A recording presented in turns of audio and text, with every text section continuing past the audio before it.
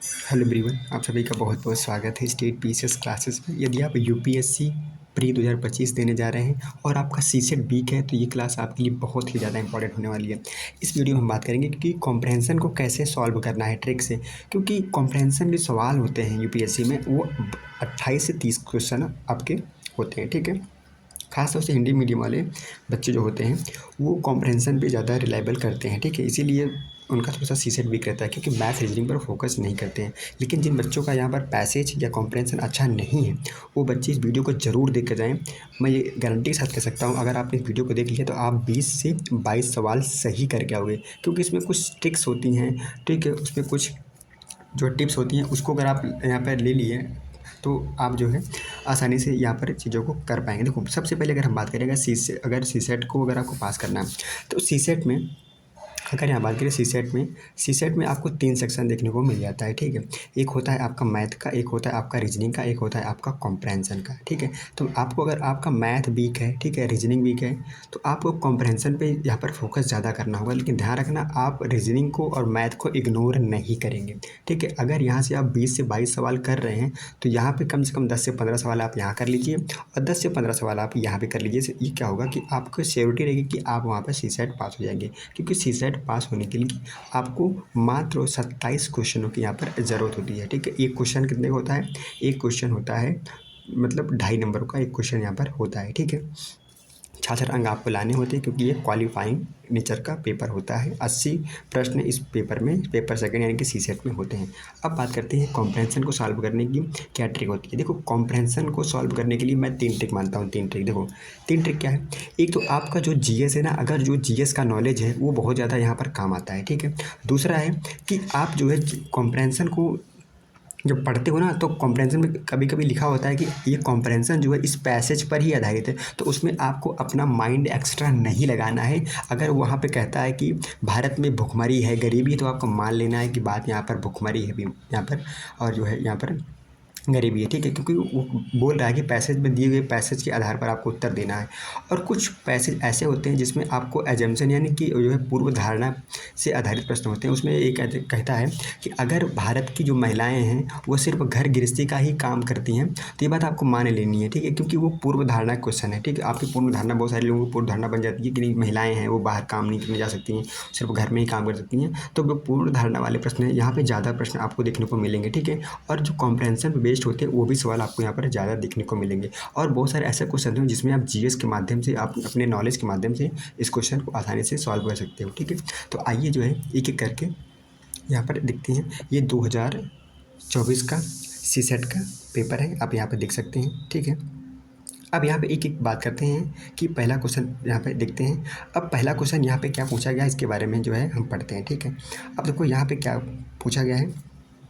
अगर यहाँ पे हम बात करें पैसेज की, तो यहाँ पे कहा गया है पैसेज में कि खाद्य और कृषि संगठन के अनुसार मानव उपभोग के लिए उत्पादित खाद्य के 1/3 की विश्वव्यापी हानि या बर्बादी होती है। ठीक है, क्योंकि आपको क्या करना है ना, इसका थोड़ा सा कीवर्ड पकड़ लेना है। ठीक है, इसका जो है पैसेज का अब क्या कह रहा है कि यहाँ बर्बादी होती है क्या है, आरंभिक कृषि उत्पादन से लेकर आरंभिक जो है अंतिम घरेलू उपभोग तक संपूर्ण आपूर्ति श्रृंखला के दौरान खाद्य की हानि या बर्बादी होती है। ठीक है, इस बढ़ती बर्बादी के परिणामस्वरूप लगभग 45% तक भूमि निम्नीकरण यानी कि लैंड डिग्रेडेशन भी हुआ है, जिसके मुख्य कारण जो है निर्वनीकरण यानी कि वनों की जो कटाई होती है। ठीक है, फिर क्या है असंधारणीय कृषि। ठीक है, क्या है कि ऐसी कृषि करना जो कि सस्टेनेबल ना हो, इसे असंधारणीय कृषि पद्धतियाँ और अत्यधिक भूजल निष्कर्षण, क्या अत्यधिक जो है वाटर का दोहन हो रहा है। ठीक है, बर्बाद हुए खाद्यान्न पर व्यय की एक ऊर्जा परिणामस्वरूप प्रतिवर्ष लगभग 3.5 मिलियन टन यहाँ पर कार्बन डाइऑक्साइड का उत्पादन होता है। ठीक है, यहाँ पर कह रहा है कि 3.5 मिलियन टन कार्बन डाइऑक्साइड का यहाँ पर उत्पादन होता है। क्षय के परिणामस्वरूप वायुमंडल में अन्य गैसों का हानि कारक उत्सर्जन भी होता है। ठीक है, खाद्यान्न पर्याप्तता और खाद्यान्न साधारणता के चक्र को पूरा करने के लिए खाद्यान्न की सभी रूपों में हानि या बर्बादी का समाधान करना महत्वपूर्ण है। तो यहाँ पे खाद्यान्न के बारे में बात करें कि फूड सिक्योरिटी के बारे में यहाँ पर बात की गई, मोटी मोटी यहाँ पे बात हमने जान ली। ठीक है, अब यहाँ पे क्या करना है हमको जो है यहाँ पे पैसेज में देख लेना है इसका क्वेश्चन क्या पूछा गया। क्वेश्चन के मर्म को समझिए। क्वेश्चन क्या कह रहा है? क्वेश्चन कह रहा है कि निम्नलिखित में से कौन से कथन क्या है सर्वाधिक क्या है तर्क संगत और विवेकपूर्ण निष्कर्षों को सर्वोत्तम रूप से दर्शाते हैं, जिन्हें इस परिच्छेद से प्रतिपादित किया जा सकता है। कि इस परिच्छेद में उसकी बात यहाँ पर की गई हो, आपको ऐसी यहाँ पर बात करनी है। ठीक है, अब यहाँ पर देखो ऑप्शन ही कह रहा है कि यहाँ पर खाद्यान्न की हानि और बर्बादी के लिए खाद्यान्न वितरण की चालू पद्धतियाँ पूर्ण रूप से उत्तरदायी हैं। क्या ऐसी बातें परिच्छेद में की गई हैं? तो ऐसी बातें यहाँ पर परिच्छेद में नहीं की गई हैं। ठीक है, अब यहाँ पे ऑप्शन बी पढ़ते हैं। ऑप्शन बी कह रहा है कि खाद्यान्न की हानि और बर्बादी की प्रचलित प्रवृत्ति से भूमि की उत्पादकता प्रतिकूल रूप से प्रभावित होती है। अब ये बताओ भाई, अब इसमें कह रहा है कि देखो इसको ध्यान से पढ़ो। इसमें कह रहा है कि खाद्यान्न की हानि और बर्बादी की प्रचलित प्रवृत्ति से भूमि की उत्पादकता प्रतिकूल रूप से प्रभावित हो रही है। ठीक है, अब इसमें आगे पढ़ लेते हैं। आगे क्या है? आगे इसमें कुछ ऑप्शन है। हाँ, आगे इसमें ऑप्शन है क्या है? इसमें आगे ऑप्शन ये कि खाद्यान्न की हानि और बर्बादी में कमी के परिणाम स्वरूप कार्बन फुटप्रिंट में कमी आ सकती है। क्या यह बात सही लगती है? बिल्कुल, ये बात हमको तो ये बात बिल्कुल सही लगती है कि यहाँ पे कह रहा है कि खाद्यान्न की हानि और बर्बादी में कमी के परिणाम स्वरूप कार्बन भाई देखो, अगर जाहिर सी बात है अगर भोजन कम लगेगा, ठीक है, अगर भोजन कम लगेगा यहाँ पर बता रहा है, तो उसका अगर वेस्टेज अगर यहाँ पे नहीं होगा, तो जब वेस्टेज नहीं होगा तो यहाँ पर कह रहा है खाद्यान्न की हानि और बर्बादी में कमी के परिणाम स्वरूप कार्बन फुटप्रिंट में जाहिर सी बात है यहाँ पर कमी आएगी। तो यह बात बिल्कुल सही है। अब यहाँ पर देखो 3 किस में है, अगर यहाँ पर देख लो 3 किस में है। अब यहाँ पे 3 इसमें नहीं, तो इसको यहाँ पे जो है क्या करना है आपको, इसको यहाँ पर एलिमिनेट कर देना है, इसको एलिमिनेट कर देना है। ठीक है, अब हमारे पास ऑप्शन है चौथा ऑप्शन में पढ़ना है। चौथा ऑप्शन ये पढ़ना है कि खाद्यान्न की हानि और बर्बादी को रोकने या कम करने के लिए कटाई उपरांत पोस्ट हार्वेस्ट प्रौद्योगिकी उपलब्ध नहीं। तो यहाँ पे ऐसी कोई बात नहीं की गई। तो यहाँ पे 4 को भी यहाँ पर आपको क्या करना है, इसको काट देना है। अब हमारे पास क्या है, ऑप्शन ए और ऑप्शन बी यहाँ पर बचता है। लेकिन अब हम परिच्छेद में ऑप्शन ए को अगर देख लेते हैं, ऑप्शन ए क्या कह रहा है? ऑप्शन ए अगर यहाँ पर अगर सही चीज़ें कह रहा होगा तो ये ऑप्शन एलिमिनेट हो जाएगा, ऑप्शन 2। ठीक है, ऑप्शन बी एलिमिनेट हो जाएगा। अब बात करते हैं यहाँ पर ऑप्शन ए क्या कह रहा है। यहाँ पे कह रहा है खाद्यान्न की हानि और बर्बादी के लिए खाद्यान्न वितरण की चालू पद्धतियाँ पूर्ण रूप से, तो अरे भाई यहाँ पे डिस्ट्रीब्यूशन कहाँ से जिम्मेदार हो जाता है? डिस्ट्रीब्यूशन की यहाँ पे तो बात ही नहीं हुई है। ठीक है, डिस्ट्रीब्यूटर यहाँ पे पूर्ण रूप से उत्तरदायी कैसे हो जाएगा? तो ये ऑप्शन बिल्कुल क्या हो गया, यहाँ पर गलत हो गया। अब ये ऑप्शन जब गलत हो जाता है, अगर एक को हम काट देते हैं, अगर हम एक को यहाँ पर काट देते हैं तो एक यहाँ पर कट गया, एक यहाँ कट गया, एक यहाँ कट गया, तो इसका राइट आंसर क्या हो गया? इसका राइट आंसर ऑप्शन बी हो गया। क्या हो गया इसका राइट आंसर? इसका राइट आंसर ऑप्शन बी हो गया। ठीक है, अगला देखते हैं। अगला पैसेज में क्या पूछा गया है? यहाँ पर पूछा गया है, यहाँ पूछा गया है उपयुक्त जो है परिच्छेद के आधार पर निम्नलिखित जो है पूर्व धारणाएं बनाई गई। कुछ पूर्व धारणाएं यहाँ पर बनाई गई हैं, उसके बारे में आपको यहाँ पर बताना है। ठीक है, उसमें कौन सी बातें सत्य है, कौन सी बातें असत्य है। यहाँ पर कहा गया कि खाद्यान्न की हानि और बर्बादी को कम करने के लिए खाद्यान्न वितरण तंत्र की पुनः जो है परिकल्पना करने और इसे प्रभावित बनाए जाने की आवश्यकता है। तो ये बात क्या है कि बिल्कुल ये बात बिल्कुल सही है। अब कह रहा है कि खाद्यान्न की बर्बादी और हानि में कमी लाने को सुनिश्चित करना सभी नागरिकों का एक सामाजिक और क्या है उत्तरदायित्व। अब भाई देखो रीज़न क्या है कि अगर सभी लोग अपना नैतिक दायित्व तो नहीं समझेंगे तो चीज़ें यहाँ पर क्या होंगी, गड़बड़ हो जाएंगी। ठीक है, तो इसका राइट आंसर क्या होना चाहिए? इसका राइट आंसर होना चाहिए ऑप्शन सी होना चाहिए। क्या होना चाहिए इसका राइट आंसर? इसका राइट आंसर होना चाहिए ऑप्शन सी, क्योंकि दोनों बात यहाँ पे क्या है, जो आपकी पूर्ण धारणाएँ क्या हैं बिल्कुल सही है। आपकी पूर्ण धारणाएँ कहती है कि अगर यहाँ पे सभी नागरिक जो है नैतिक रूप से अपनी जिम्मेदारी निभाएंगे तो चीज़ें यहाँ पर बेहतर हो जाएंगी। इसका राइट आंसर क्या हो जाएगा? ऑप्शन यहाँ पर सी इसका राइट आंसर हो जाता है। ठीक है, अगला देखते हैं। अगला पैसेज क्या है? अगला पैसेज पढ़ते हैं। अगला पैसेज क्या है? अगला पैसेज यहाँ पे आपको थोड़ा सा बैंकिंग सेक्टर से नहीं लग रहा है। यहाँ पे कह रहा है कि जैसे जैसे मुद्रास्फीति बढ़ती है वह सरकारें भी जो पहले बजट अनुशासन के प्रति प्रतिबद्ध थी, परिवारों की सहायता के लिए मुक्त रूप से व्यय करती थी, केंद्रीय बैंकों द्वारा पोषित उच्च ब्याज दरों से संतुलित राजकोषीय मितव्ययिता बरतने की अपेक्षा की जाती है। ठीक है, क्योंकि उधार लेने के लिए अधिक भुगतान करते समय स्थिर ऋणों को बनाए रखने के लिए सरकार को व्यय में कटौती करनी होगी या करों में वृद्धि करनी होगी। ठीक है, अब यहाँ कह रहा है कि राजकोषीय समर्थन यानी कि राजकोषीय समर्थन बैकअप के बिना मौद्रिक नीति अंततः अपना प्रभाव खो देती है।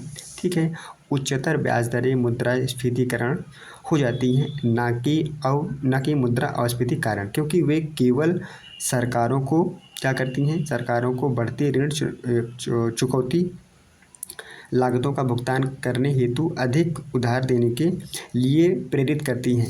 अब यहाँ कह रहा है कि मौद्रिक नियंत्रण यानी कि मॉनिटरिंग, यहाँ पे बात कर रहा है कि मौद्रिक नियंत्रण यानी कि मॉनिटरिंग अनमूरिंग, देखो हिंदी में कितना गंदा लिख देता है, का जोखिम तब और अधिक होता है जब सार्वजनिक ऋणों में वृद्धि होती है, क्योंकि ब्याज दरें बजट घाटे के लिए और अधिक महत्वपूर्ण बन जाती है। ठीक है, तो यहाँ पे कुछ बात की, यहाँ पे मॉनेटरी पॉलिसी की यहाँ पर बात यहाँ पर चल रही है। ठीक है, ये मॉनेटरी पॉलिसी भाई आपका जो यहाँ पे देखो, जो आपका मुद्रास्फीति होता है ना, मुद्रास्फीति ये होता है, इन्फ्लेशन डिफ्लेशन लोग पढ़ते हैं ना, उसके बारे में यहाँ पे कुछ बात ऐसी चल रही है। ठीक है, अब यहाँ पे पहले क्वेश्चन देखते हैं, क्वेश्चन क्या पूछा गया है।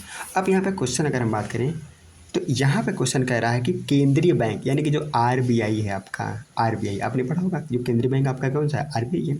अब कह रहा है कि केंद्रीय बैंक बजट समर्थन के बिना मुद्रास्फीति को कम नहीं कर सकते। यह बात सही है कि भाई देखो, एक होती है मॉनेटरी पॉलिसी होती है, एक होती है फिजिकल पॉलिसी।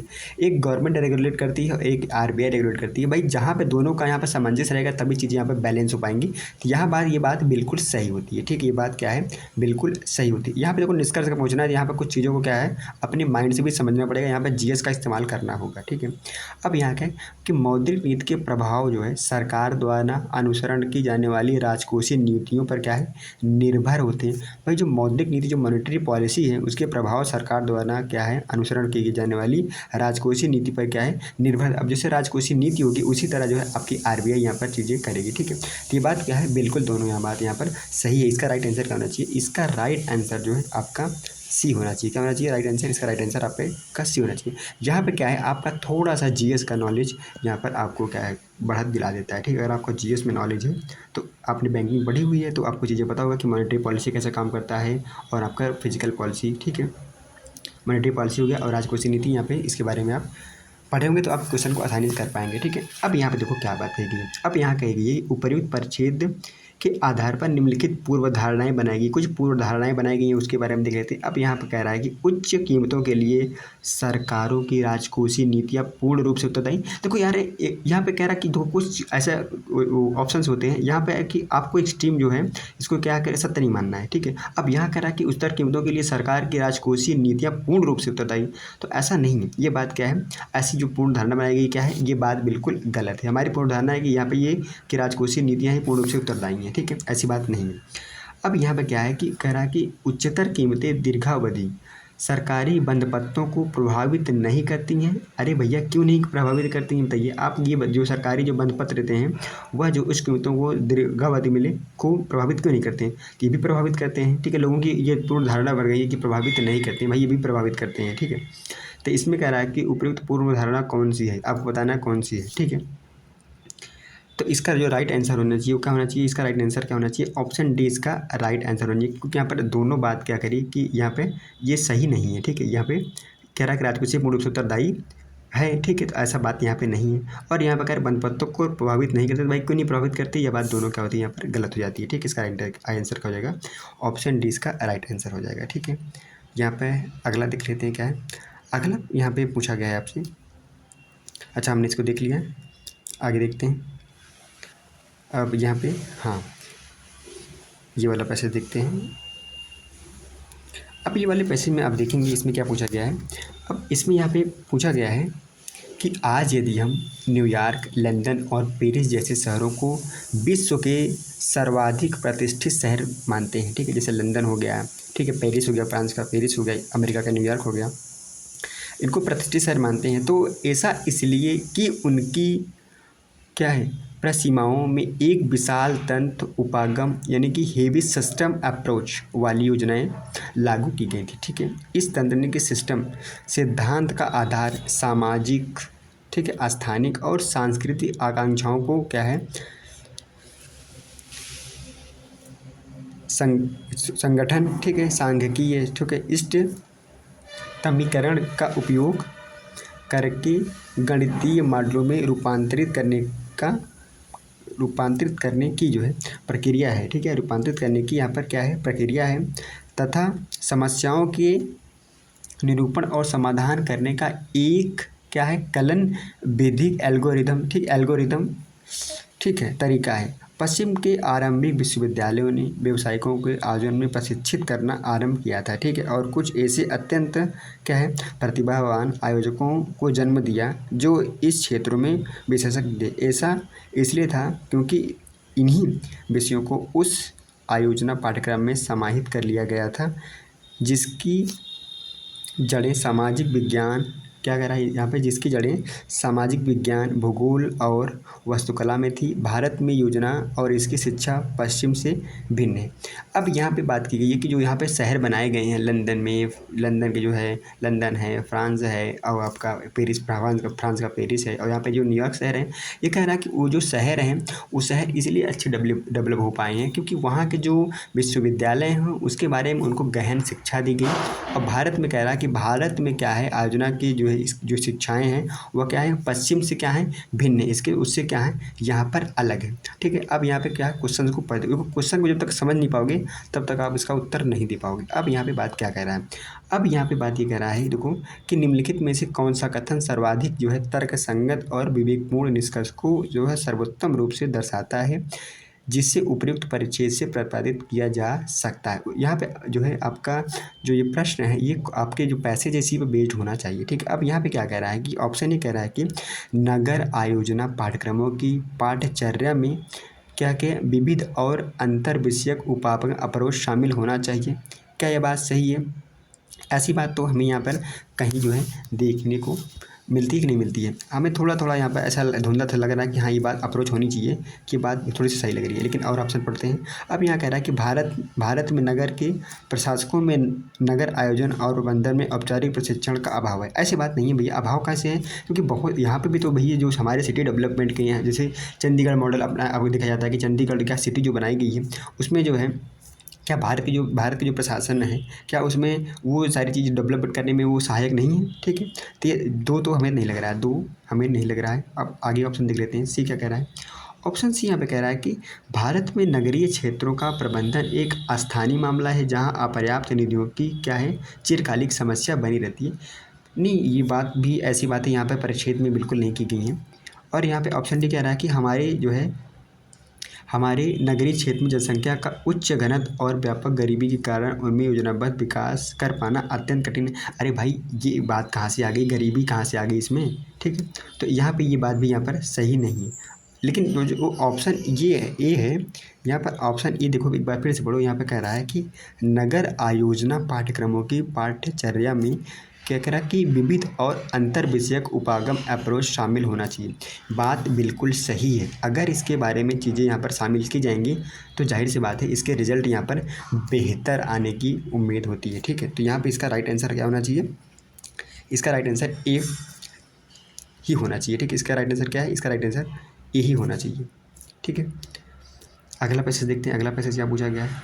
अगला पैसेज यहाँ पे पूछा गया है, अगला पैसेज यहाँ पूछा गया है कि उपर्युक्त परिच्छेद के आधार पर निम्नलिखित पूर्व धारणाएं बनाई गई। देखो मैंने कहा है ना आपसे कि पूर्व धारणाएं वाले प्रश्न बहुत ही ज़्यादा पूछे गए हैं, पूर्व धारणाएं वाले और कॉम्प्रहेंशन पे बेस्ड वाले, ठीक है।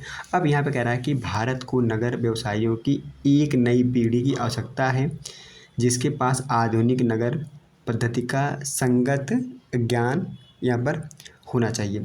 तो यह बात बिल्कुल अगर ऐसा यहाँ पर लोगों को नॉलेज है तो बहुत अच्छी बात है। अब यहाँ पर कह रहा है कि वर्तमान में भारतीय विश्वविद्यालयों में तंत्र उपागम सिस्टम अप्रोच में प्रशिक्षण देने की क्षमता या सामर्थ्य नहीं। अरे भैया भारत क्या किसी बात करते हो, यहाँ पर कह रहा है कि भारत के पास सामर्थ्य नहीं कि ऐसी शिक्षा देने का, ये तो बात तो बिल्कुल गलत हो गई।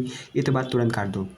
क्या है जो हमारे पूर्व धारणा बन गई कि भारत ऐसा देश है, भैया ऐसा नहीं है। हमारे यहाँ विश्वविद्यालयों में भी ऐसी चीज़ें यहाँ पर सिखाई जाती हैं कि किस तरह से आपको यहाँ पर बिल्डिंग्स बनानी है, किस तरह से शहर का डिज़ाइन करना है ना, वहाँ का ड्रेनेज सिस्टम कैसा होगा, सारी चीज़ें यहाँ पर बताई जाती हैं। तो यहाँ पर ऑप्शन बी तो आपको काट ही देना है। ऑप्शन बी अगर काट दिए, ऑप्शन ए गया और ऑप्शन सी भी चला गया है आपसे। अब ऑप्शन ई यहाँ पर डी बचता है और ई बचता है।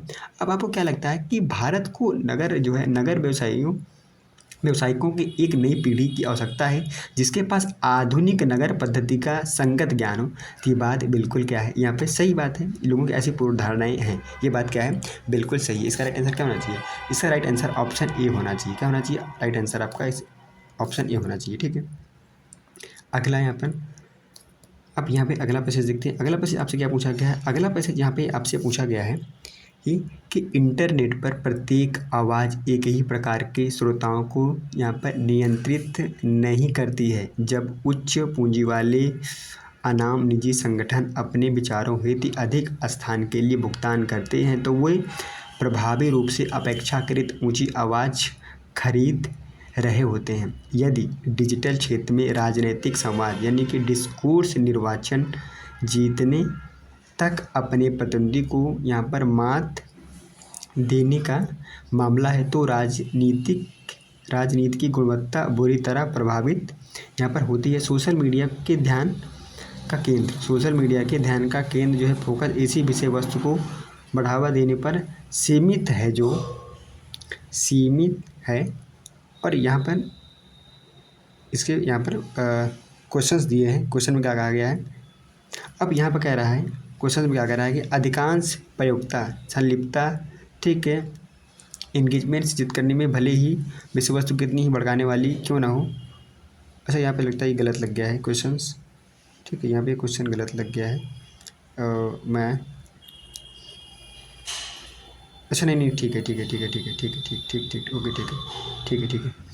अब यहाँ पे देखो क्या कह रहा है, यहाँ पे कह रहा है कि निम्नलिखित में से कौन सा कथन उपयुक्त परिच्छेद के केंद्रीय विचार को सर्वोत्तम रूप से यहाँ पर दर्शाता है। ठीक है, तो यहाँ पर बता रहा है कि जो परिच्छेद का है उसका केंद्रीय विषय यहाँ पर उसको दर्शाता है, उसके बारे में यहाँ पर बात की गई। ठीक है, अब यहाँ पे कह रहा है कि विचारों के एक बाजार के रूप में निर्मित सोशल मीडिया सूचना तक त्वरित पहुँच को सुनिश्चित करता है। क्या ये बात सही है? यह बात बिल्कुल सही है। अब कह रहा है कि सोशल मीडिया आदर्श या नैतिक संस्थाएं नहीं है बल्कि कंपनियों द्वारा लाभ कमाने के लिए निर्मित उत्पाद हैं। तो ये बात बिल्कुल सही है क्योंकि आपने देखा होगा कि ये एक तरह से कंपनियां पैसे कमाने के लिए किस तरह से यहाँ पर काम कर रही हैं। ठीक है, लेकिन आगे ऑप्शंस पढ़ते देखते उसमें क्या निकलता है। यहाँ पे देखते हैं, यहाँ पे है कि सोशल मीडिया का सृजन लोकतंत्रों को सशक्त बनाने के लिए किया गया है। अरे भैया इसमें कितनी ज़्यादा सारी चीज़ें यहाँ पर आपको देखने को मिलेंगी, जो है बहुत सारी चीज़ें यहाँ पर कि इस सोशल मीडिया प्लेटफॉर्म ने यहाँ के इलेक्शन को प्रभावित किया है। तो ये लोकतंत्र को किस तरह से सशक्त बनाने में यहाँ पर ये किया जा सकता है। ठीक है, अब यहाँ के आज के विश्व में सोशल मीडिया क्या है, सुशिक्षित सामाजिक जीवन के लिए अपरिहार्य है। ऐसी बातें यहाँ पर नहीं की गई हैं, ऐसी बात परिच्छेद में यहाँ पर नहीं की गई हैं। लेकिन परिच्छेद में बात थोड़ी सी झलक रही थी कि सोशल मीडिया आदर्श या नैतिक संस्थाएं क्या है, नहीं है। क्या है, संस्थाएं नहीं हैं बल्कि कंपनियों द्वारा लाभ कमाने के लिए निर्मित की गई। इसीलिए क्या होता है कि जो बड़े कॉरपोरेट होते हैं उनको देखो तो वो जो है अपनी आवाज़ को यहाँ पर बुलंद करते हैं और जो छोटी होती है उनकी आवाज़ को यहाँ पर दबाया जा सकता है। ठीक है, तो ये बात क्या है, बिल्कुल सही प्रतीत हो रही है। तो इसका राइट आंसर क्या होना चाहिए, इसका राइट आंसर ऑप्शन बी होना चाहिए। ठीक है, आगे देखते हैं आगे क्या पूछा गया है। आगे यहाँ पर पूछा गया है आपसे, आगे यहाँ पे पूछा गया है कि उपयुक्त परिच्छेद के आधार पर निम्नलिखित पूर्व धारणाएं बनाई गई हैं। पूर्व धारणाएं क्या बनाई गई हैं इस पर बात करेंगे। ठीक है, यहाँ पे देखिए कह रहा है कि इंटरनेट पर्याप्त रूप से समावेशी नहीं है। क्या कह रहा है, इंटरनेट जो है पूर्ण रूप से क्या है, समावेशी नहीं है। क्या आपको ऐसा लगता है कि इंटरनेट पूर्ण रूप से समावेशी नहीं है? ठीक है, अगला कह रहा है, ऑप्शन कह रहा है कि इंटरनेट किसी देश में राजनीति की गुणवत्ता को प्रतिकूल रूप से प्रभावित कर सकता है। बिल्कुल, अमेरिका का चुनाव हो या फिर रशिया का चुनाव हो, भारत में भी चुनाव को प्रभावित करता है। तो यहाँ पर क्या है, यह बात बिल्कुल सही है। लेकिन यहाँ पर कह रहा है कि इंटरनेट पर्याप्त रूप से समावेशी नहीं है, तो यह बात भी बिल्कुल सही है। यह बात भी क्या है, बिल्कुल सही है क्योंकि यहाँ पे आपकी एक अच्छा यहाँ पे पूर्व धारणा पूछा है, तो यह बात हाँ यह बात बिल्कुल सही है। इसमें राइट आंसर क्या होना चाहिए, इसका राइट आंसर ऑप्शन सी होना चाहिए। क्या होना चाहिए, ऑप्शन सी इसका राइट आंसर यहाँ पर होना चाहिए। ठीक है, यहाँ पर अगला सवाल देखते हैं। अगला सवाल आपसे क्या पूछा गया है, अगला सवाल यहाँ पे पूछा गया है, देखो अगला सवाल यहाँ पे पूछा गया है। अगला सवाल आपसे क्या पूछा गया, अगला सवाल यह पूछा गया है कि जब तक बच्चे 8वीं कक्षा में पहुंचते हैं, कह रहा है कि जब तक बच्चे 8वीं कक्षा में पहुंचते हैं उनमें से अधिकांश 13 वर्ष से 15 वर्ष की आयु सीमा में होते हैं, किंतु हमारे देश में 8वीं कक्षा के जो है सभी बच्चों के लगभग 1/4 को सरल पाठ पढ़ने में कठिनाई होती है, क्योंकि हमारे यहाँ का कुछ सिस्टम ही ऐसा है भैया, कठिनाई होती है। और आधे से अधिक बच्चे भाग यानी कि विभाजन जैसी मूलभूत जो है अंकगणितीय ठीक है सक्रियाएँ तथापि नहीं कर पाते हैं। प्रारंभिक स्कूल से प्रत्येक वर्ष लगभग 25 मिलियन युवा लड़के और लड़कियां उस जीवन में प्रवेश करते हैं जो अनिवार्य स्कूली शिक्षा के बाद उनके लिए है, ठीक है, उनके बाद के लिए है, ठीक है। वे कम से कम संगठित क्षेत्र में कार्यबल में तो प्रवेश नहीं कर सकते हैं जब तक कि वे 18 वर्ष के नहीं हो जाते। अनेक परिवारों के लिए ये बच्चे स्कूल में इस स्तर तक पहुंचने वाले उनके परिवारों के पहले बच्चे होते हैं जो माता पिता और बच्चे अपेक्षा करते हैं कि स्कूल से निकलने ऐसे स्नातक, ग्रेजुएट, हाई स्कूल और कॉलेज तक जाएंगे। शायद ही कोई वापस, यहाँ पर कह रहा है कि शायद ही कोई वापस कृषि में जाना चाहेगा। दूसरी ओर शैक्षिक जो है अकादमिक जो है सामर्थ्य के संदर्भ में उनकी योग्यताएं कक्षा 8 की पाठ्यक्रम अपेक्षा के आधार पर भी जितनी होनी चाहिए उससे बहुत क्या है निम्न होती हैं। यहाँ पर ये बात की गई है परिच्छेद में कि जो बच्चे कक्षा 8 से लेकर, यहाँ पे बात की गई है, यहाँ पे क्या बात की गई है, जो बच्चे कक्षा 8वीं तक बच्चे पढ़ते हैं जिनकी उम्र 13 से लगभग 15 वर्ष होती है, हमारे स्कूल में उनको ऐसी शिक्षा नहीं दी जाती है कि जिससे वो जो है अपने आप को एक ऐसी तौर तरीके से अपने आप को डेवलपमेंट कर पाएँ कि वह जो है अपने जीवन में कुछ बेहतर कर पाएँ, ख़ास तौर पे शैक्षणिक जीवन में, क्योंकि हमारे यहाँ का कुछ सिस्टम ही ऐसा है, वहाँ पे कुछ सिखाया जाता नहीं। हमारे यहाँ पे क्या होता है, कुछ बुकें होती हैं, उसको बस रट लो और एग्ज़ाम दे के पास हो जाओ, डिग्रियाँ रख लो, वो डिग्रियाँ किसी काम की होती नहीं हैं। अब यहाँ पे जो है इस प्रश्न के मर्म को समझिए तभी आप इस प्रश्न को कर पाएंगे। अब यहाँ पे कुछ पूर्व धारणाएँ बनाई गई हैं, देखते हैं पूर्व धारणाएँ क्या बनाई गई। यहाँ पे कहा गया है कि प्रभावी स्कूली शिक्षा के लिए सरकारों की तुलना में माता पिता की भूमिका अधिक होती है। अरे भैया, माता पिता की जब पढ़ा लेते तो स्कूल यहाँ पे क्यों भेजते? ये बात यहाँ पे ऐसी क्या है, लोगों की पूर्व धारणा बन चुकी है। क्या है यहाँ पे ऐसी पूर्व धारणा बन गई है कि प्रभावी जो है स्कूल शिक्षा के लिए सरकारों की तुलना में माता पिता की भूमिका अधिक है। क्या ऐसी बात सही है? नहीं, ऐसी बात क्या है, बिल्कुल यहाँ पे सही नहीं है, ठीक है। अब यहाँ पे कह रहा है, क्या कह रहा है कि ऐसा स्कूली पाठ्यक्रम जो आज की अपेक्षाओं के अनुरूप हो और पूरे देश के लिए एक समान हो, प्रकट की गई समस्याओं का समाधान कर सकता है। अब ये बताइए कि एक समान अगर चीज़ें हो जाएंगी तो चीज़ें ब्लंडर नहीं हो जाएगा? अब यहाँ पे कह रहा है एक समान की बात कर रहा है, कह रहा है एक समान प्रकट की गई समस्याओं का समाधान कर सकता है।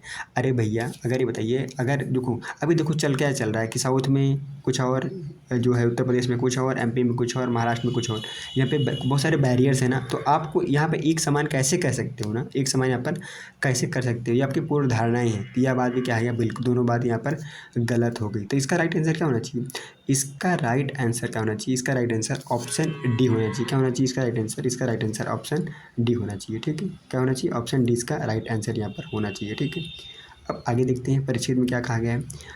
इस परिच्छेद में प्रश्न नंबर जो आपका 22 है, इसमें क्या कह रहा है? इसमें कह रहा है कि निम्नलिखित में से कौन सा कथन इस परिच्छेद द्वारा संप्रेषित केंद्रीय जो है विचारों को सर्वोत्तम रूप से यहाँ पर दर्शाता है, ठीक है। यहाँ पर आपका जो है, यहाँ पर कह रहा है कि जो इस परिच्छेद, ये परिच्छेद है, इस परिच्छेद का यहाँ पर कोर जो है, यहाँ पर जो सर्वोत्तम यहाँ पे क्या है, विचार क्या है, उसके बारे में बात करते हैं, ठीक है। अब यहाँ पे पहले इसका ऑप्शन पढ़ें। अब देखो इसके ऑप्शन में क्या रहा है कि देश में गरीबी के संपूर्ण उन्मूलन से हमारे स्कूली बच्चों के न्यून प्रदर्शन की समस्या का समाधान होगा। नहीं, ऐसी बातें यहाँ पर तो नहीं की गई हैं। अब यहाँ पर कह रहा है कि माता पिता और शिक्षकों को क्या है कि मौद्रिक प्रोत्साहन देना बच्चों के शैक्षणिक अकादमिक प्रदर्शन में सुधार लाने की एक क्या है, रणनीति। क्या है? ये है एक रणनीति है। ये बात भी तो ऐसी यहाँ पर कोई बात यहाँ पर देखने को नहीं मिलती है, ठीक है। लेकिन यहाँ पर कह रहा है कि सार्वजनिक नीति में यह सुनिश्चित होना चाहिए कि युवाओं के सामर्थ्य और उपलब्धियाँ उनकी अपेक्षाओं के अनुरूप होनी चाहिए। ऐसा कुछ धुंधला सा लग रहा है, लेकिन देखते हैं लास्ट वाला पढ़ते हैं। पहले लास्ट वाले में क्या है, यहाँ पे कह रहा है कि जब तक कुछ स्कूल उत्तीर्ण बच्चे यानी कि स्कूल पास आउट कृषि में वापस नहीं जाएंगे, भारत जनसंख्या लाभांश यानी कि डेमोग्रेटिक डिविडेंड्स का लाभ नहीं उठा पाएंगे। अरे भैया, ऐसी बात यहाँ पर कहाँ की गई है? ऐसी बात तो यहाँ पर की नहीं गई है। अब यहाँ पे देखो थोड़ा सा यहाँ पे लग रहा है कि सार्वजनिक नीति से यह सुनिश्चित होना चाहिए कि युवाओं के सामर्थ्य और उपलब्धियों उनकी जो है अपेक्षाओं के अनुरूप हों। ये बात क्या है? ये बात बिल्कुल मुझे सही लग रही है। इसका राइट आंसर ऑप्शन सी होना चाहिए। इसका राइट आंसर क्या होना चाहिए? इसका राइट आंसर ऑप्शन यहाँ पर सी होना चाहिए। 22 का आंसर क्या होना चाहिए? ऑप्शन सी इसका राइट आंसर होना चाहिए, ठीक है। अब यहाँ पे अगला परिच्छेद देखते हैं। अगला परिच्छेद क्या पूछा गया है? अगला परिच्छेद में यहाँ पे पूछा गया है कि अब हम यह मान लेते हैं कि विज्ञान का एक सामाजिक उत्तरदायित्व है। यह विचार न्यूटन या गैलीलियो के मन में नहीं आया होगा। उन्होंने विज्ञान को जगत के एक जो है एक विवरण के रूप में माना कि यह है जय, और उन्होंने जिस एकमात्र उत्तरदायित्व को स्वीकार किया वह था सत्य को प्रकट करना। यह विचार आधुनिक है कि विज्ञान एक सामाजिक उद्यम है और यह औद्योगिक क्रांति से प्रारंभ होता है। हम आश्चर्यचकित हैं कि हम सामाजिक बोध को और अधिक अतीत में नहीं खोज सकते हैं। ठीक है, आगे इसमें पढ़ते हैं, आगे क्या है। अब आगे इसमें क्वेश्चंस दिया है। क्वेश्चंस क्या है, क्वेश्चन यहाँ पे दिया है कि क्योंकि हम यह भ्रम पालते हैं कि औद्योगिक क्रांति ने एक स्वर्ण युग का अंत कर दिया। ऐसा मानते हैं हम लोग कि औद्योगिक क्रांति ने एक स्वर्ण युग का क्या यहाँ पर अंत कर दिया। ठीक है, अब इसके ऑप्शन देखो क्या है।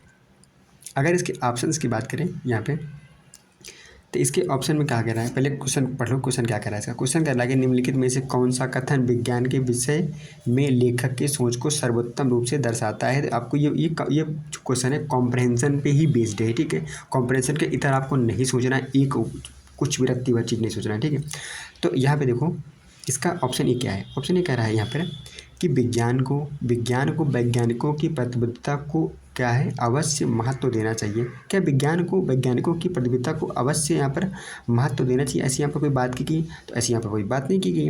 अब यहाँ पे कह रहा है, ऑप्शन भी कह रहा है कि विज्ञान सभ्य समाज का एक क्या उत्पाद है और लोगों में ज्ञान के संवर्धन के लिए इसका अवश्य उपयोग किया जाना चाहिए। क्या ऐसी बातें यहाँ पर की गई हैं?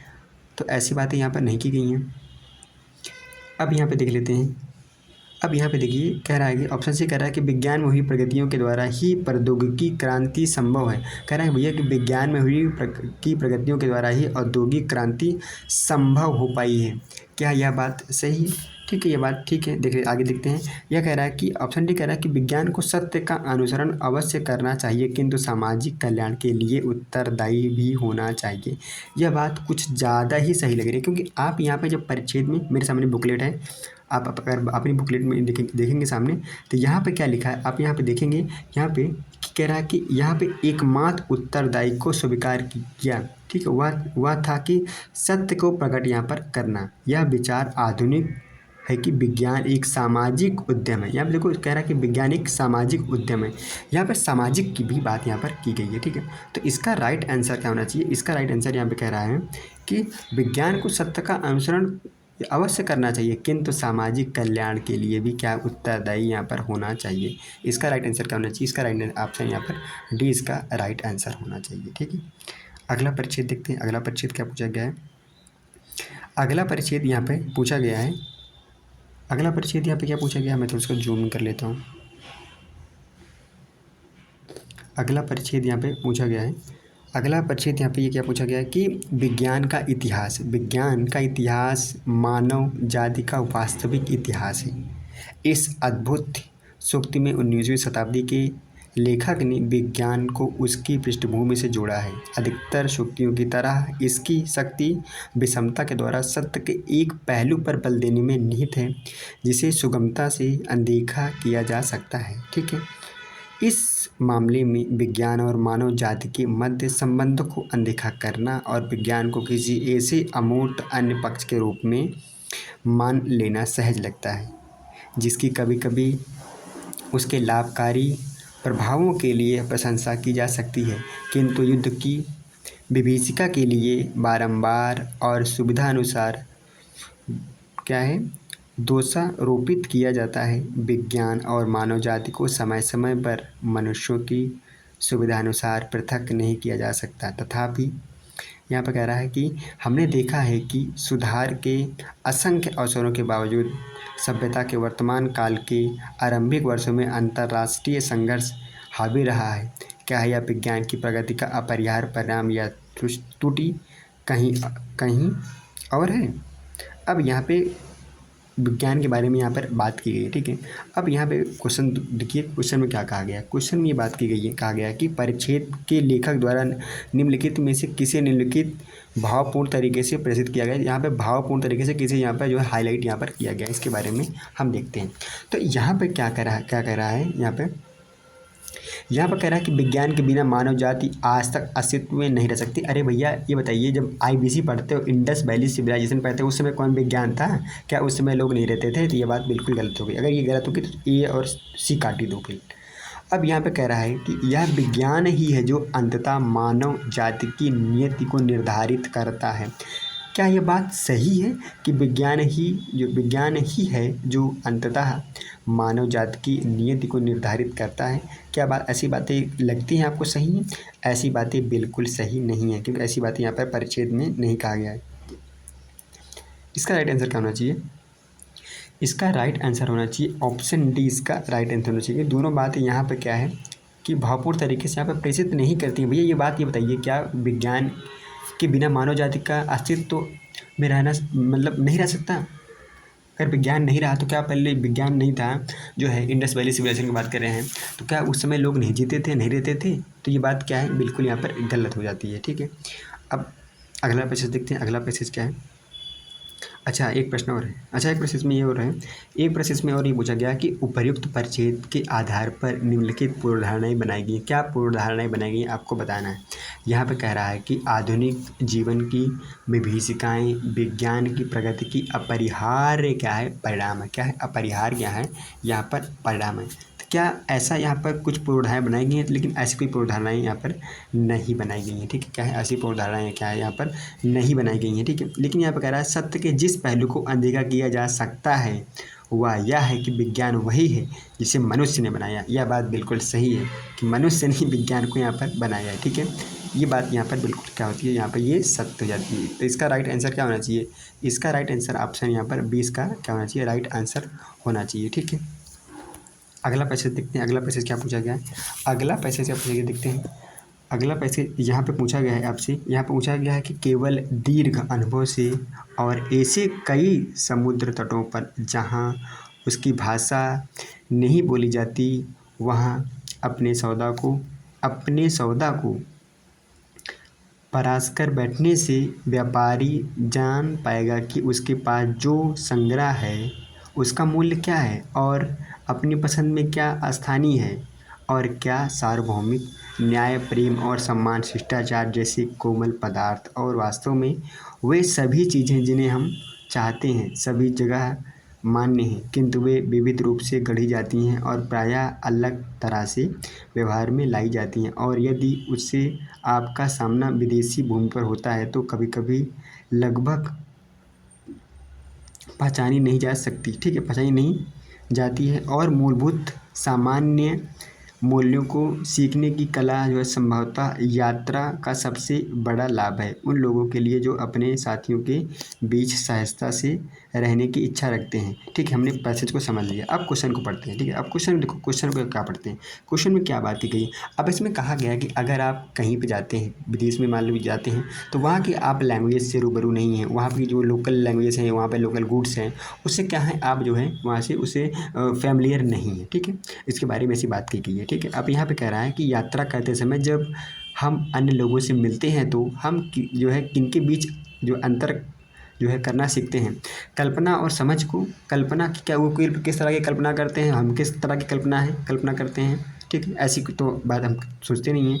अब यहाँ पर कह रहा है कि समुदाय या राष्ट्रीयता की। ठीक है, अब यहाँ पर कह रहा है स्थानीय मूल्य और सार्वभौमिक। यहाँ पे देखो, हाँ अच्छा, हाँ यहाँ परिच्छेद में बात बिल्कुल कही गई है भैया कि यहाँ पर अगर वहाँ पर एक इंसान है जो कुछ वहाँ पे सामान को बेच रहा है और वहाँ पे एक विदेशी आता है तो वह किस तरह से उसको यहाँ पर बताएगा, क्योंकि उसको उसकी लैंग्वेज भी नहीं आती। तो यहाँ पे क्या है, स्थानीय मूल्य और क्या है, सार्वभौमिक मूल्य। स्थानीय मूल्य और क्या है, सार्वभौमिक क्या है, भौमिक मूल्य। ये बात क्या है यहाँ पर बिल्कुल सही होती है, क्योंकि यहाँ पे लिखा भी गया है कि यात्रा करते समय जब हम या अन्य लोगों से मिलते हैं तो हम किनके बीच अंतर करना यहाँ पर सीखते हैं। तो यहाँ पर भाई यही बात है कि स्थानीय तक यही कि स्थानीय स्तर पर यहाँ पर हम जो है क्या करते हैं, अंतर करना यहाँ पर सीखते हैं। तो इसका राइट आंसर क्या होना चाहिए? इसका राइट आंसर ऑप्शन यहाँ पर क्या होना चाहिए, ऑप्शन सी इसका राइट आंसर होना चाहिए। ठीक है,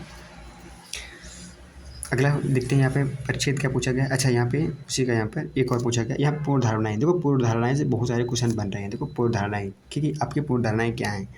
यहाँ पे कह रहा है कि उपरोक्त परिच्छेद के संदर्भ में निम्नलिखित पूर्व धारणाएं बनाई गई हैं। क्या है कि यात्रा से मनुष्यों की समझ विकसित हो सकती है। क्या यात्राओं से मनुष्य की समझ जो है वह विकसित हो सकती है? तो बिल्कुल सही बात है, बिल्कुल, क्योंकि आप तरह-तरह के लोगों से मिलते हो, है ना? अब यहाँ पे कह रहा है, ऑप्शन बी कह रहा है कि यात्रा से उनको सहायता मिलती है, जो मूलभूत जो है सामान्य मूल्यों को सीखना चाहते हैं, ठीक है? अब आगे कह रहा है कि एक व्यक्ति जिसे यात्रा का दीर्घ अनुभव है, वह लोगों के मतभेदों को क्या है सुलझा सकता है। अब ये बताइए यहाँ पे कि यहाँ पे कह रहा है ये बात कि एक व्यक्ति जिसे यात्रा का दीर्घ अनुभव है वह लोगों के मतभेदों को सुलझा सकता है। क्या यह बात सही है? क्या ऐसी कोई पूर्व धारणा है?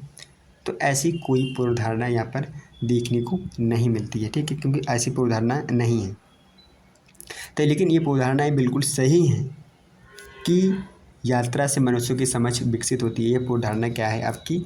बिल्कुल सही है, ठीक है। और यहाँ पे ये बात भी कही गई कि यात्रा से उनको सहायता मिलती है, जो मूलभूत मूल्य जो है सामान्य मूल्यों को सीखना चाहते हैं। अगर मान लीजिए आप नागालैंड जाते हैं, ठीक है, आप तेलंगाना जाते हैं, तो वहाँ की यात्रा करते हैं तो बहुत सारी चीज़ें आप क्या है सीखते हैं। जो चीज़ आप यहाँ बैठ कर नहीं सीखते, वो चीज़ आप ट्रैवलिंग करके यहाँ पर सीख सकते हैं। लेकिन ये बात बिल्कुल सही नहीं है कि एक व्यक्ति जिसे यात्रा का दीर्घ अनुभव है वह लोगों के मतभेदों को सुलझा सकता है। ऐसी बातें यहाँ पूर्व धारणा ये पूर्व धारणा नहीं है, ठीक है, ये पूर्व धारणा नहीं। ये बात क्या होती है? बिल्कुल गलत हो जाती है। अगर यहाँ पे हम ऑप्शन सी को अगर काट देते हैं, ऑप्शन सी को यहाँ पर हम एलिमिनेट कर देते हैं ऑप्शन सी को, तो यहाँ पे हमारा उत्तर आ जाएगा क्या? ऑप्शन ए इसका राइट आंसर यहाँ पर हो जाता है, ठीक है। अगला सवाल देखते हैं क्या पूछा गया है। अगला सवाल यहाँ पे पूछा गया है, तो अगला सवाल देख लेते हैं क्या पूछा गया। अगला सवाल यहाँ पे पूछा गया है कि परंपरागत कक्षाएं, क्या कह रहे हैं? परंपरागत कक्षाएं, ठीक है, अधिगम प्रभावित, ठीक है, परंपरागत कक्षाएं अधिगम प्रभाविता से अधिक नियमावधि पर बल देकर स्वयं को परिवर्तनशील परिणामों के लिए सौंप देती हैं। कक्षा का अत्याचार यह है कि वहाँ प्रत्येक शिक्षार्थियों को एक ही अवधि के लिए एक ही तरीके से क्या है, एक ही तरीके से व्याख्यानों के एक ही सेट के अधीन किया जाता है। अंत में कुछ शिक्षार्थी आगे निकल जाते हैं, कुछ अपना अस्तित्व, अच्छा ये वाला पैसेज मैंने एग्जाम में गलत किया था, हाँ याद आ गया मुझे। अपना अस्तित्व बनाए रखते हैं और शेष पीछे कुछ छूट जाते हैं। इस नियत समयावधि के बाद कक्षा का यह मॉडल चलता रहा है और जो पीछे छूट गए हैं, क्या कह रहा है, जो पीछे छूट गए हैं उनके लिए एक बार भी नहीं सोचा जा सकता। इस तरह 1.5 दशक की औपचारिक शिक्षा के बाद हम अपने स्नातकों में 10% रोजगार योग्यता ला पाते हैं। कौशल शिक्षा के क्षेत्र में यही जो है प्रभावी कहानी दोहराने से अलग यह है परिणाम नहीं मिलेंगे। तो ऐसी यहाँ पर कुछ बातें कही गई हैं। अब पहले में क्वेश्चन पढ़ते हैं। क्वेश्चन में बात क्या कही है? क्वेश्चन में क्या पूछा गया? विवेकपूर्ण यहाँ पर निष्कर्ष की बात की कि यहाँ पे विवेकपूर्ण निष्कर्ष को सर्वोत्तम रूप से दर्शाते हैं जिन्हें परिच्छेद में प्रतिपादित किया जा सकता है। तो यहाँ पे ऐसा आपको निष्कर्ष बताना है जो परिच्छेद में आपको यहाँ पर प्रतिपादित किया गया हो, यहाँ पर उसका उल्लेख किया गया हो, ठीक है। अब यहाँ पे ये बात कही गई है कि पारंपरिक कक्षा अधिगम के केंद्रीय लक्ष्य सामर्थ्य लाभ करने के बजाय अधिगम की समयावधि है, ठीक है। अब यहाँ पे कह रहा है कि पारंपरिक कक्षाएं सभी के लिए एक समान पद्धति साइज फिट ऑल अप्रोच को बढ़ावा देते हैं और सभी विशिष्टीकरणों में समाप्त कर देते हैं। ये परिच्छेद मैंने, ये वाला कॉम्प्रिहेंशन मैंने गलत किया था। इसका राइट आंसर क्या देख लेते हैं, एक सेकंड, इसका राइट आंसर मैं देख लेता हूँ क्या है। इसका राइट आंसर क्या है, क्योंकि ये सवाल मुझसे गलत हो गया था एग्ज़ाम सेंटर में, आज भी गलत हो गया ये एग्ज़ाम्स। अच्छा हाँ, इसका राइट आंसर क्या है? इसका राइट आंसर ऑप्शन सी है, ठीक है। इसका राइट आंसर क्या है? ऑप्शन सी है। अब यहाँ पे अगला देखते हैं, अगला क्या है। इसमें पूर्व धारणाएँ पूछी गई। अब यहाँ पे पूर्व धारणाएँ क्या पूछी गई इसके बारे में बात करते हैं। यहाँ पे पूर्व धारणाएँ पूछी गई हैं कि चूँकि हमारे देश में बहुत बड़ी संख्या में श्रमिक असंगठित क्षेत्र में नियोजित हैं, इसलिए भारत को शिक्षा की अपनी वर्तमान पारंपरिक जो है कक्षा प्रणाली को बदलने की आवश्यकता यहाँ पर नहीं है। अच्छा, क्या ऐसी पूर्ण धारणाएँ लोगों की है? बताइए, आपकी ऐसी पूर्ण धारणाएँ है? नहीं, ऐसी कोई पूर्ण धारणा नहीं भैया, क्योंकि बदलने की आवश्यकता नहीं है। और यहाँ पे कह रहा है कि शिक्षा की अपनी वर्तमान पारंपरिक कक्षा प्रणाली के साथ भी भारत सांख्यिकीय लाभांश के हित लाभ को पूर्णतः प्राप्त करते हुए पर्याप्त संख्या में कुशल श्रमिक उत्पन्न कर रहा है। क्या ऐसी पूर्व धारणाएं हैं? नहीं भैया, ये भी बात क्या है, गलत। ये मैंने सही किया था, इसमें दोनों बात क्या हो गई, बिल्कुल गलत हो गई। इसका राइट आंसर क्या होना चाहिए? इसका राइट आंसर ऑप्शन डी होना चाहिए। क्या होना चाहिए? इसका राइट आंसर ऑप्शन डी इसका राइट आंसर होना चाहिए। आगे देखते हैं अगला। अच्छा, हमें इसका हाँ आप ये देखते हैं अगला परिचित क्या है। अगला परिचित यहाँ पे पूछा गया है आपसे, यहाँ पे क्या पूछा गया है, यहाँ पे आपसे पूछा गया है कि जब कोई बच्चा किशोरावस्था पर पहुँचता है तब माता पिता और बच्चे के मध्य टकराव का होना संगत है, क्योंकि बच्चा स्वयं को अपने मामले सुलझाने में क्या है, सक्षम समझने लगता है, जबकि माता पिता अपने अभिभावकीय व्याकुलता से भरे होते हैं, जो प्रायः अधिकार प्रेम के लिए भेष, ठीक है, छद्मरूप होता है। माता पिता सामान्यतः मानते हैं कि किशोरावस्था में उत्पन्न होने वाली विविध नैतिक समस्याएं विशेष रूप से उसके अधिकार क्षेत्र हैं, यद्यपि उसके द्वारा सुझाए गए विकल्प इतने अधिक क्या है, सैद्धांतिक जो है, सैद्धांतिक है, ठीक है। अभी देखो ये क्या है ना, ये खुद पे जो है लागू होता है। हम भी जब छोटे थे तो बहुत सारी चीज़ें होती थी, हम उसको मानते थे, बोलते कि नहीं मैं इसको करूँगा तो करूँगा, आपकी बातें नहीं मानूंगा, ठीक है। तो ये खुद पे बेस्ड जो है एक प्रश्न ऐसा है जो आपके खुद पर बेस्ड है। आपकी जो है प्रश्न जो है कि जो आप जब बचपन में थे आप किस तरह से निर्णय लेते थे, अगर आपने अपने बचपन को अच्छे से दिया होगा तो आप इस क्वेश्चन को आराम से कर पाओगे, ठीक है। अब यहाँ पे क्या पूछा गया, यहाँ पे पूछा गया है कि यहाँ पे क्या है कि डागमेटिक होते हैं कि युवा शायद ही उनमें भरोसा, ठीक है, भरोसा रख पाते हैं और वे प्रायः गोपनीय रूप से अपने खोजे हुए मार्ग पर चलते हैं, ठीक। अब यहाँ पर कह रहा है उपयुक्त परिच्छेद के आधार पर निम्नलिखित पूर्व धारणाएं यहाँ पर कोई बनाई गई हैं, पूर्व धारणाएं यहाँ पर बनाई गई हैं, ये आपको बताना है कौन सा इसका राइट आंसर है। अब यहाँ पे देखो कह रहा है कि किशोर अपने माता पिता के साथ सहज अनुभव नहीं करता है, क्योंकि माता पिता अधिकार में रखने वाले क्या है, हठधर्मी होते हैं। तो देखो ये बात बिल्कुल सही है, क्योंकि ये पूर्वधारणा बिल्कुल सही है कि बच्चे जो होते हैं ना, बहुत सारे बच्चे होते हैं कहते हैं नहीं मम्मी मैं ये नहीं करूँगा, मुझे ये टॉयज़ चाहिए, मुझे ये खिलौने चाहिए। तो वो क्या होते हैं, अपनी बात को मनवाते हैं और उनकी बात को मानने के लिए वो सहज नहीं होते हैं, ठीक है। और मम्मी पापा क्या होते हैं, उनको सोचते हैं कि नहीं अपने बच्चे को अनुशासन में यहाँ पर रखना, ये पूर्वधारणा आपकी बिल्कुल सही है, ठीक है। यहाँ पर लेकिन दूसरा देखो, यहाँ पर कह रहा है कि आधुनिक समय के किशोर में माता पिता के प्रति अधिक श्रद्धा क्या है, यहाँ पर श्रद्धा नहीं है। तो क्या ये पूर्ण धारणा है? नहीं, ऐसी बात नहीं है, श्रद्धा तो है। ये बात क्या होती है, ये दूसरा यहाँ पर गलत हो जाता है भाई, श्रद्धा तो है ही है भाई, ऐसा थोड़ी है कि श्रद्धा कम हो जाएगी। तो इसका जो दूसरा अगर आपने काट दिया, दूसरा कट गया, ठीक है, और यहाँ पे आपका ये भी कट गया, क्योंकि यहाँ तो ये होगा नहीं, यहाँ पे पहला ये क्या है, पहला आप सही था तो ये पहला आपका राइट आंसर, यहाँ पर ये इसका राइट आंसर हो जाएगा, ठीक है। अब यहाँ पे अगला प्रश्न के लिए थे, अगला प्रश्न क्या पूछा गया, अगला प्रश्न आपसे यहाँ पे पूछा गया है कि उसी से रिलेटेड है कि निम्नलिखित में से कौन सा कथन उपयुक्त परिच्छेद के केंद्रीय जो है विचार को सर्वोत्तम रूप से यहाँ पर क्या है दर्शाता है। अब यहाँ पे ऑप्शन ये कह रहा है कि जब बच्चे वयस्क होने के अपनी राह पर होते हैं, माता पिता सामान्यतः अधिक सहायता नहीं कर सकते। बात सही बात है, ये बात बिल्कुल सही बात है, क्योंकि ये आप पे लागू होती है। या आपने आप अगर अपने माता पिता से टच में रहते हैं तो ये बात बिल्कुल सही है कि जब बच्चे वयस्क होने के अपनी राह पर होते हैं तो माता पिता सामान्यतः अधिक सहायता नहीं कर पाते। बहुत सारी चीज़ें, बहुत सारे कंसर्न होते हैं बच्चों के अपने, ठीक है। अब यहाँ पे ऑप्शन भी कह रहा है कि जब बच्चे किशोरावस्था में पहुँचते हैं उनके जीवन में माता पिता का हस्तक्षेप का है अनावश्यक है। क्या ऐसी बातें यहाँ पे कुछ की गई हैं? नहीं, तो ऐसी बातें तो यहाँ पर नहीं की गई हैं, ऐसी बातें यहाँ पर नहीं की गई हैं। ऑप्शन सी देख लेते हैं क्या है। ऑप्शन सी कह रहा है यहाँ पे कि आज के मूल परिवार यानी कि न्यूक्लियर फैमिली समुचित रूप से बच्चों के पालन पोषण करने में क्या समर्थ नहीं है। अरे भैया ऐसी तो बात बिल्कुल नहीं की गई है। अब यहाँ पे कह रहा है कि आधुनिक समाजों में किशोर हठी यानी कि जिद्दी व अवज्ञाकारी और लापरवाह होते हैं। अरे भाई ऐसी बात नहीं है, ठीक है। इसका राइट आंसर क्या होना चाहिए? इसका राइट आंसर ऑप्शन ए होना चाहिए। ये तो बिल्कुल आपके लाइफ स्टाइल पे बेस्ड क्वेश्चन आ गया, बहुत प्यारा क्वेश्चन। दोनों ये बहुत इजी प्रश्न थे, अगर आपने किया होगा आई थिंक बहुत ईजी क्वेश्चन थे, क्योंकि ये आपके लाइफ स्टाइल पे थे। मैं ये क्वेश्चन को किया तो मुझे बहुत अच्छा लगा यार कि ऐसे ऐसे क्वेश्चन पूछता है यूपीएससी हुआ, मज़ा आ गया। अब देखो अगला क्वेश्चन देखते हैं। अगला क्वेश्चन क्या है? अगला क्वेश्चन यहाँ पे आपसे यहाँ पे पूछा गया है।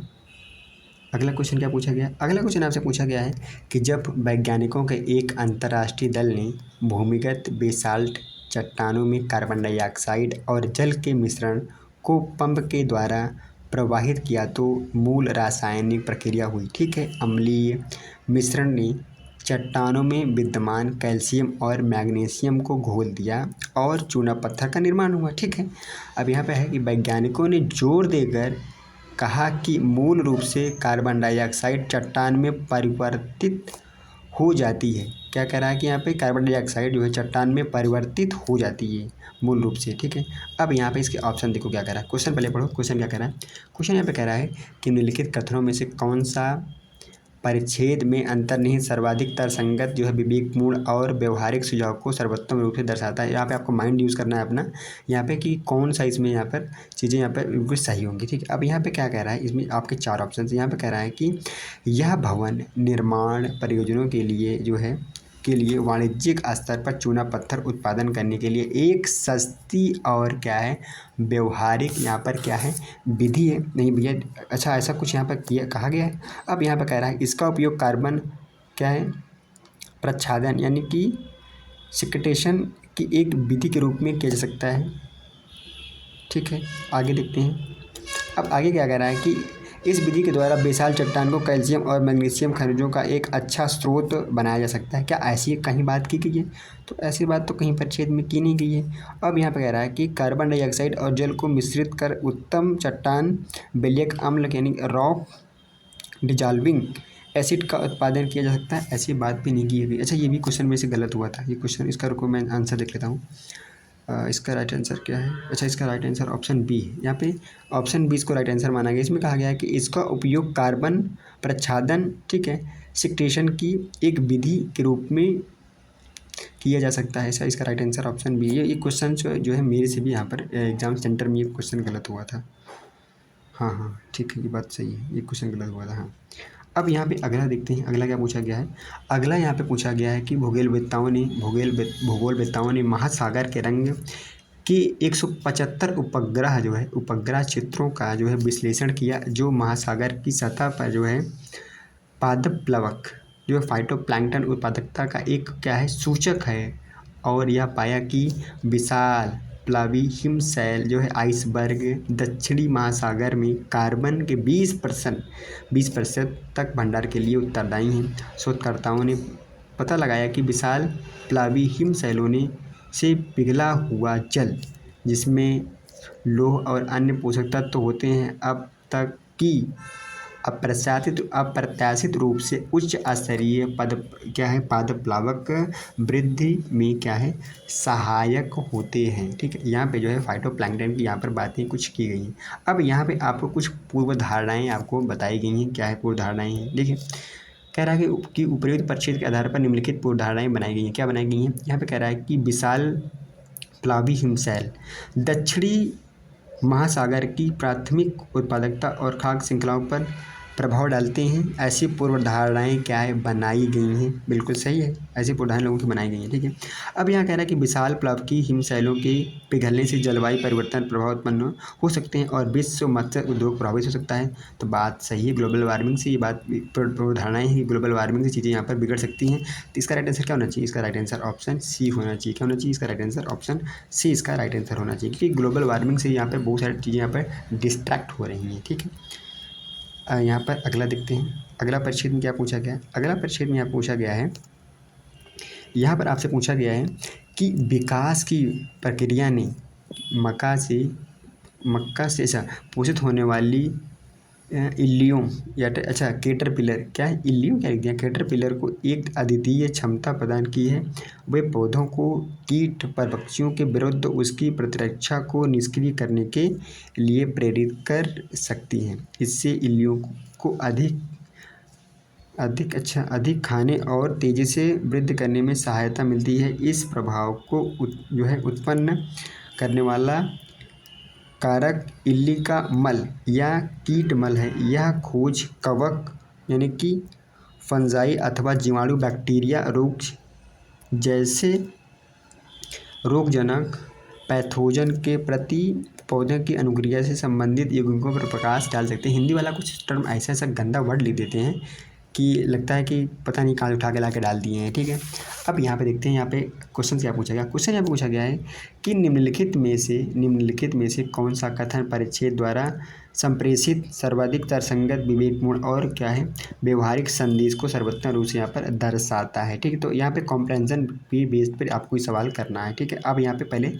चारों ऑप्शन को पढ़िए, उसके बाद इसका जो है उत्तर देखते हैं, इसका उत्तर क्या है। ठीक है, अब यहाँ पे कहा गया है कि किसान अपने खेतों बागानों में इल्लियों का उपयोग खरपतवार, ठीक है, खरपतवार खाने के लिए कर सकते हैं। ठीक है, यहाँ पे खरपतवार खाने के लिए कर सकते हैं। ठीक है, अब यहाँ पे कह रहा है यह खोज नैदानिक रूप से उपयोगी की प्रति सूक्ष्मजीवी यौगिक के विकास में सहायता कर सकती हैं। ठीक है, कह रहा है कि यह खोज जैविक पारिस्थितिकीय रूप से संधारणीय या कि कीटनाशी दवाइयाँ यानी कि पेस्टिसाइड के विकास में क्या है सहायता कर सकती हैं। ठीक है, आगे बात क्या कहा गया है, यहाँ पे कहा गया है कि इल्लियों को आनुवांशिक रूप से रूपांतरित किया जा सकता है ताकि उन्हें अन्य पौधा यानी कि पीड़कों यानी प्लांट पेस्ट के लिए परभक्षी बनाया जा सके।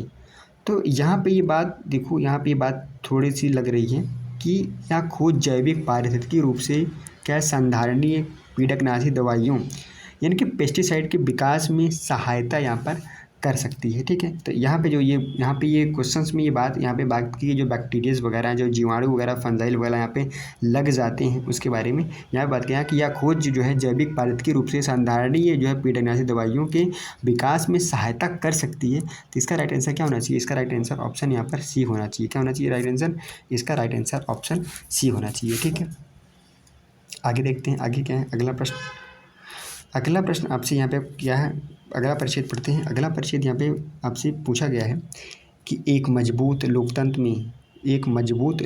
में वास्तविकता चाहे वह कितनी भी असुविधाजनक क्यों ना हो, राजनीतिक नेताओं के भाषण और दावे के अन्य सामाजिक रूपों दोनों में इसकी अभिव्यक्ति होती है। ठीक है, मीडिया में और मीडिया द्वारा इसके प्रसार के साथ साथ विमर्शी लोकतंत्र में इसकी तर्कपूर्ण अभिव्यक्ति दोनों के माध्यम से वास्तविकता का अस्तित्व पारदर्शी होना चाहिए। एक आदर्श रूप से जिम्मेदार मीडिया का अपने संचार प्रभाव के माध्यम से वास्तविकता की अंतर्वस्तु को बिना विकृत किए प्रसारित करने की जिम्मेदारी होती है। यहाँ पे मीडिया को बताया गया कि मीडिया को किस तरह से यहाँ पे चीज़ें करनी चाहिए। ठीक है, अब यहाँ पे प्रश्न लिखते हैं, प्रश्न क्या पूछा गया है। अब यहाँ पे प्रश्न आपसे क्या पूछा गया है, प्रश्न पूछा गया है कि निम्नलिखित में से कौन सा जो है कथन जो है उपयुक्त परिच्छेद के मूल भाव को सर्वोत्तम रूप से यहाँ पर दर्शाता है। ठीक है, अब यहाँ पे पहला ऑप्शन है कि किसी आदर्श लोकतंत्र में जिम्मेदार मीडिया द्वारा वास्तविकता को जो है स्वीकृत नहीं करना चाहिए। बात सही है। अगर कहते नहीं कि जो मीडिया आपका जो डेमोक्रेसी का फोर्थ पिलर है, चौथा स्तंभ है। ठीक है, जैसे कि न्यायपालिका है, कार्यपालिका है, विधायिका है और आपकी मीडिया है। ठीक है, तो यहाँ पे कह रहा है कि किसी आदर्श लोकतंत्र में जिम्मेदार मीडिया द्वारा वास्तविकता को विकृत नहीं करना चाहिए। बात जो सही है उसको सही करना बताना चाहिए। यहाँ पे कह रहा है कि मिथ्या समाचार आदर्श लोकतंत्र के जीवन में अंतर्निहित प्रतीत होता है, ऐसी बातें यहाँ पे कुछ की नहीं गई है। अब यहाँ पे कह रहा है कि आदर्श लोकतंत्र में अभिव्यक्ति की स्वतंत्रता पर किसी भी प्रकार का प्रतिबंध नहीं होना चाहिए। ये बात भी बिल्कुल सही लग रही है। एक कह रहा है कि एक आदर्श लोकतंत्र में गैर जिम्मेदार मीडिया और राजनीतिक नेताओं को प्रभावी ढंग से नियंत्रित नहीं किया जा सकता। तो ऐसा क्यों नहीं है, इनको रेगुलेट किया जा सकता है। लेकिन यहाँ पे जो बात कही कि एक आदर्श लोकतंत्र में यहाँ पे अभिव्यक्ति की स्वतंत्रता पर किसी भी प्रकार का प्रतिबंध नहीं होना चाहिए। अरे भैया क्यों नहीं होना चाहिए, कुछ भी बोलोगे क्या, कुछ भी तो नहीं बोलोगे भैया कि जो है आपको यहाँ पर इतनी स्वतंत्रता दी जाए, तो ये भी आपका गलत हो जाता है। इसका राइट आंसर क्या होना चाहिए, इसका राइट आंसर ऑप्शन ए होना चाहिए। किसी आदर्श यहाँ पर लोकतंत्र में जिम्मेदार मीडिया द्वारा वो यहाँ पर वास्तविकता को विकृत नहीं करना चाहिए। जो सच है उसको सच दिखाना चाहिए, जो सही है उसको सही कहो, ये गलत मत कहो। ठीक है, अब यहाँ पे अगला पैसेज देखते क्या पूछा गया है आपसे। अच्छा यहाँ पे एक सेकंड, अच्छा यहाँ से चालू होता है पैसेज, यहाँ पे चालू होता है पैसेज। यहाँ पे क्या कह रहा है पैसेज में, यहाँ पे कहा गया कि आजकल अंतर संबंध यानी कि इंटर कनेक्टेड घरेलू उपकरणों का उपयोग करने का चलन बढ़ रहा है। जैसे जैसे उपभोक्ता अपने घरों में नेटवर्क बढ़ाते जा रहे हैं, संबंध यानी कि कनेक्टेड घरेलू उपकरणों के यहाँ पर कनेक्टेड घरेलू उपकरणों के निर्माता और सेवा प्रदाता घर को एक कारपोरेट रेस्टोर फ्रंट में बदलने के लिए हमारे अधिकांश व्यक्तिगत डेटा को हमारी सहमति से या सहमति के बिना एकत्रित करके लाभ के कम मार्जिन की प्रतिपूर्ति करना चाहेंगे। कारपोरेट यहाँ पे कारपोरेट विक्रेताओं के पास उपकरण जो है स्वामियों की क्रय आवश्यकताओं और प्राथमिकताओं को समझने के लिए उपभोक्ता व्यवहार का अवलोकन करने हेतु प्रभावशाली यहाँ पर प्रोत्साहन होंगे। देखो कभी कभी क्या होता है ना कि जैसे आप मोबाइल खोलते हो ना तो देखते हो कि आपने जिस चीज़ की यहाँ पर बात की हुई है उसी का आपको ऐड देखने को मिल जाता है ना। तो ऐसा क्योंकि मोबाइल में बहुत सारे ऐसे डिवाइस इसमें सेंसर वगैरह होते हैं जो आपकी वॉइस को सुनते रहते हैं या फिर आपके एल्गोरिदम को समझते हैं कि आपने बार बार क्या सर्च कर रहे हो गूगल पे, यूट्यूब पे, ठीक है। तो उससे रिलेटेड आपको ऐड दिखाए जाएंगे और आपको ऐसे ऐसे ऐड दिखाए जाएंगे ताकि आप उस सामान को खरीद लो, ठीक है। वही यहाँ पे बात की जा रही है, ठीक है। अब यहाँ पे देखो प्रश्न नंबर जो है यहाँ पर 62 में क्या कहा गया है। इसमें कहा गया है यहाँ पर कि निम्नलिखित में से कौन सा कथन परिच्छेद के जो है अंतर्निहित जो है सर्वाधिक तर्कसंगत, विवेकपूर्ण और व्यवहारिक संदेश को सर्वोत्तम रूप से यहाँ पर दर्शाता है, ठीक है। इसके ऑप्शंस क्या हैं देख लेते हैं। इसमें ऑप्शन में कह रहा है कि उपभोक्ता व्यवहार की जानकारी के परिणाम स्वरूप विनिर्माण सेक्टर में और अधिक पूंजीगत व्यय होगा। क्या ऐसी बात यहाँ पे कुछ कही गई? तो ऐसी बात यहाँ पे नहीं मुझे लग रही की गई है। यहाँ पे कह रहा है कि उपभोक्ता व्यवहार की जानकारी वाणिज्य और व्यापार की वृद्धि को प्रेरित करती है और इस प्रकार देश के समग्र आर्थिक विकास में सहायता करती है। अच्छा, ठीक है। अब यहाँ पे ऑप्शन सी कह रहा है कि अंतर संबंध इंटरकनेक्टेड उपकरण घरेलू जो है उपयोगकर्ताओं को बहुत सी सुख सुविधाएं देते हैं और जीवन की जो है समग्र गुणवत्ता में सुधार करते हैं, ठीक है, ठीक है। अब आगे देखते हैं, आगे क्या कह रहा है कि अंतर संबंध इंटरकनेक्टेड उपकरणों को सुरक्षा जोखिम हो सकती है और घरेलू उपयोगकर्ताओं को निजता प्राइवेसी जोखिम हो सकती है। ये बात बहुत सही बात कही गई कि भैया प्राइवेसी बहुत बड़ी चीज़ है, क्योंकि प्राइवेसी आपको यहाँ पर मेंटेन जो है करना चाहिए, ठीक है। क्योंकि बहुत सारी कंपनियाँ होती हैं आपके बहुत सारे डाटा क्या होती हैं वो लीक कर देती हैं। तो इसमें जो आपका राइट आंसर होना चाहिए, इसका राइट आंसर होना क्या होना चाहिए, इसका राइट आंसर आपका यहाँ पर डी होना चाहिए, क्योंकि अंतर संबंध इंटरकनेक्टेड उपकरणों को सुरक्षा जोखिम हो सकती है और घरेलू उपयोगकर्ताओं को निजी जो है प्राइवेसी जोखिम हो सकता है। यहाँ पर ये बात यहाँ पर बिल्कुल सही है, ठीक है।